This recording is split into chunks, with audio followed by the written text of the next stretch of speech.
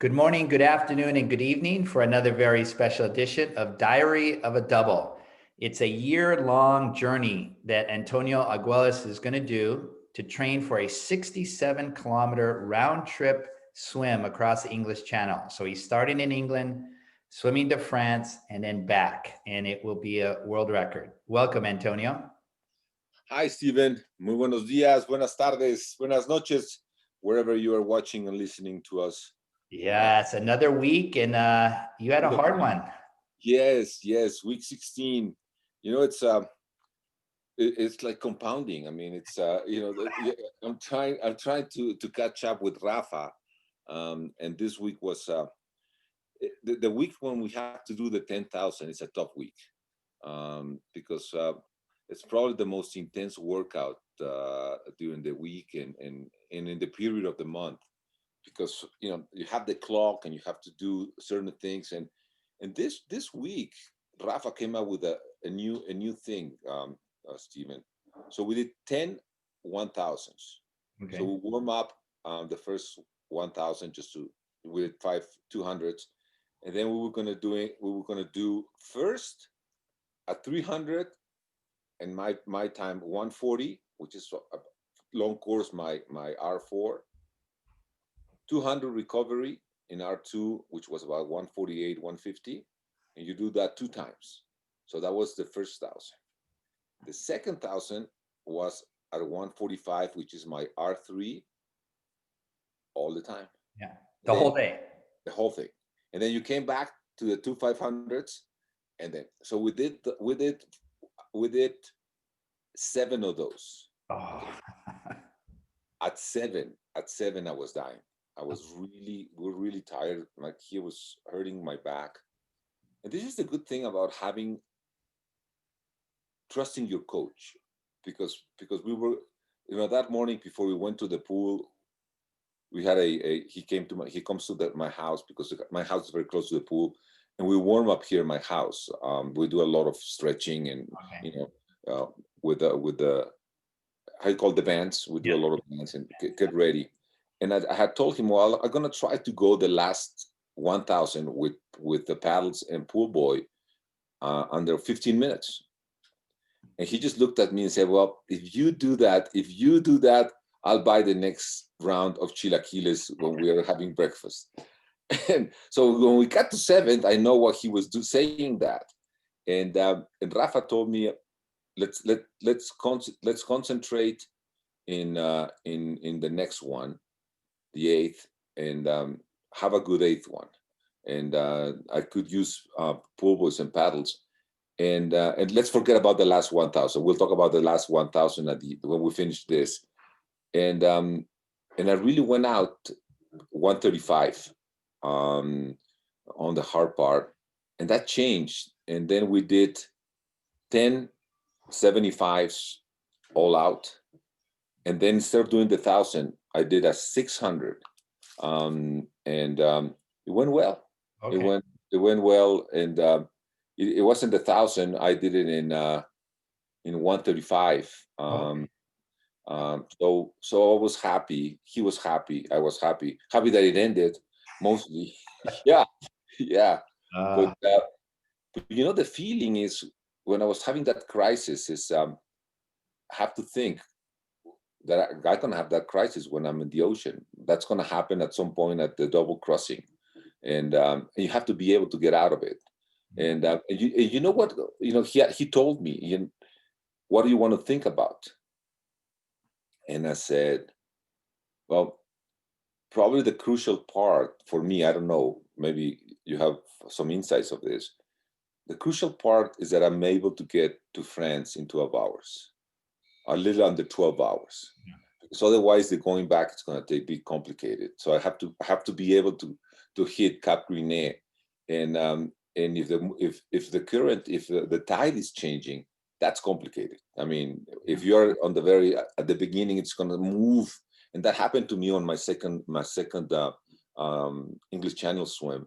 Okay. So I have to be prepared for those last 1,800 meters getting to France to be able to come back. So that helped me thinking about that, and that I was going to be experiencing pain this is something that that you know is going to be painful.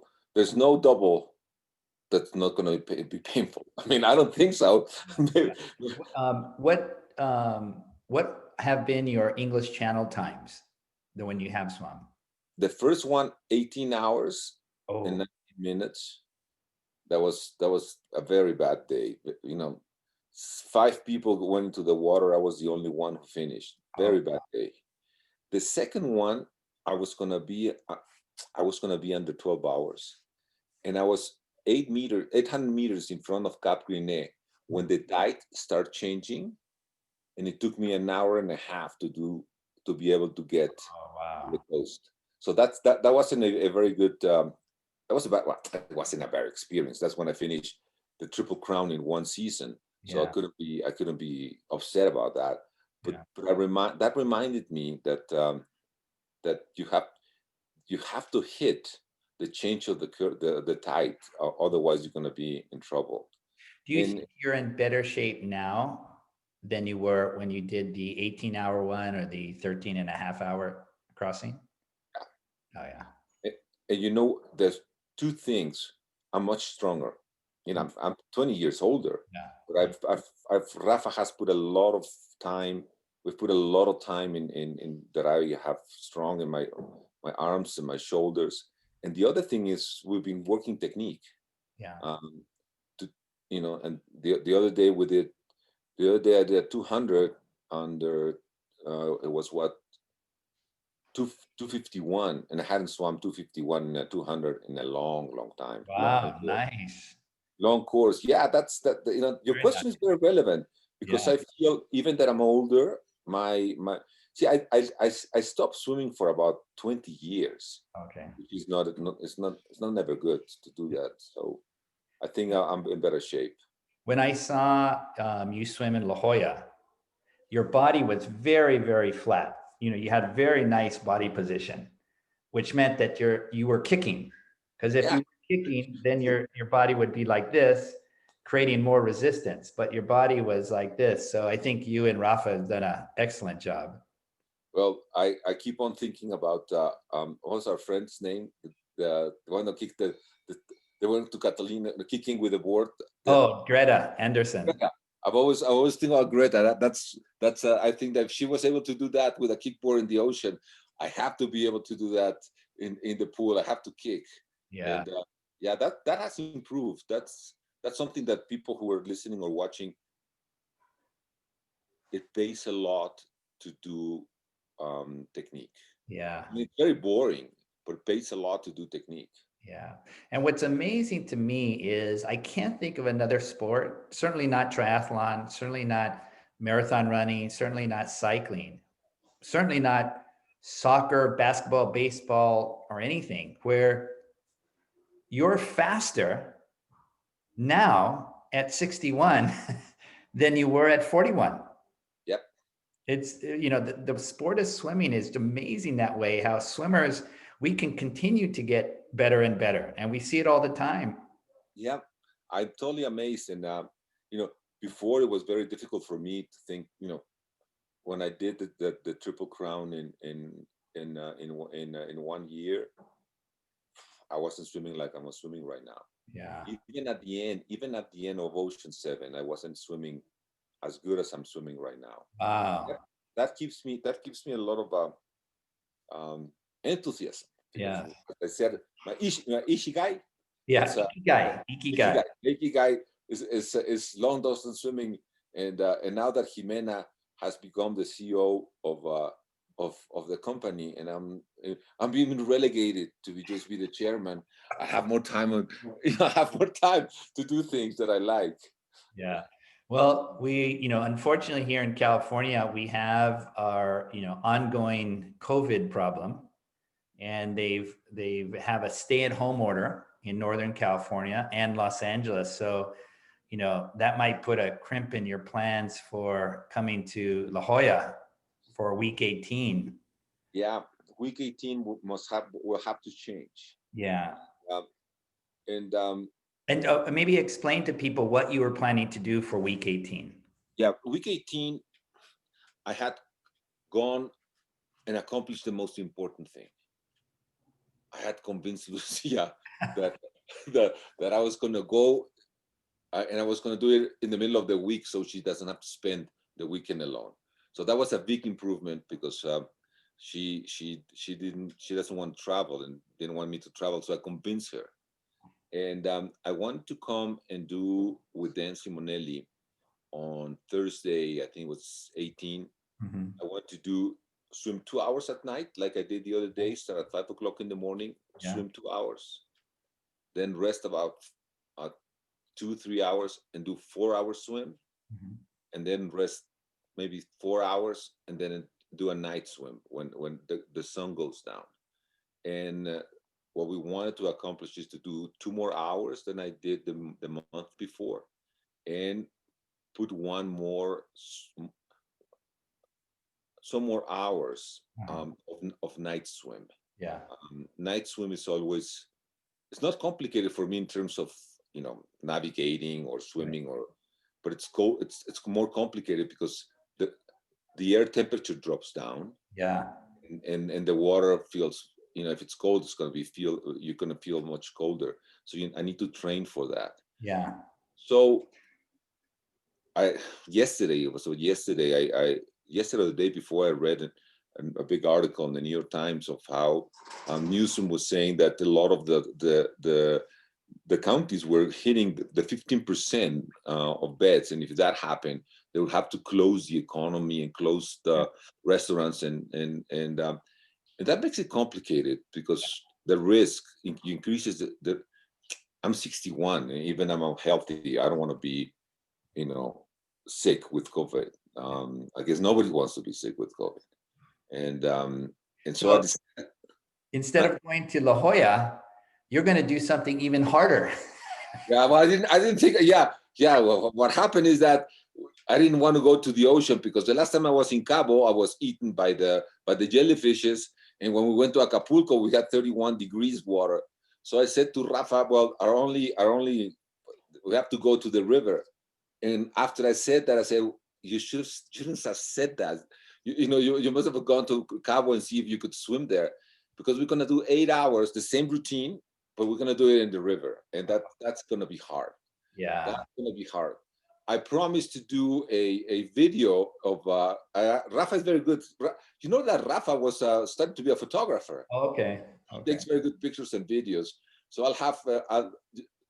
our viewers will see my face as I grow, as the day goes by, and I finish my 8 hours, and Yeah. that'll be interesting. Yeah. And So, for people who don't know, what he does is he swims upstream and downstream. So it's a really big undertaking what he's going to do. yeah, but you have to look at the bright side. There's no double crossing that's going to be easy. Yeah. Yeah. So I have to prepare myself for the worst circumstances. Yeah. Yeah. Well, good luck. And thank you, Stephen. I'll tell you. But Yeah. the good thing, Stephen, is I went to my nutritionist, Yes. and even though I haven't changed my drinking, my body composition has changed. Oh, okay. She has made small changes. For example, now I eat some grapes before I go to the pool. Mhm.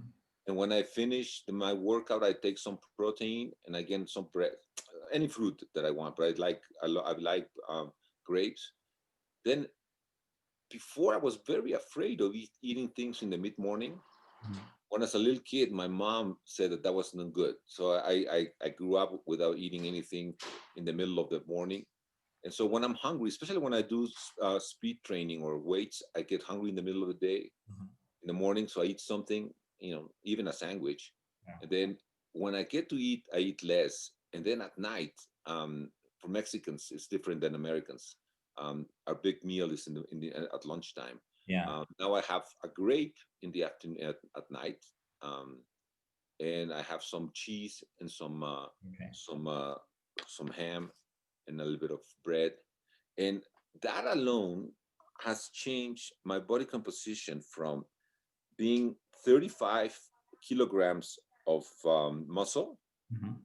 It has gone up to 41, Oh, wow.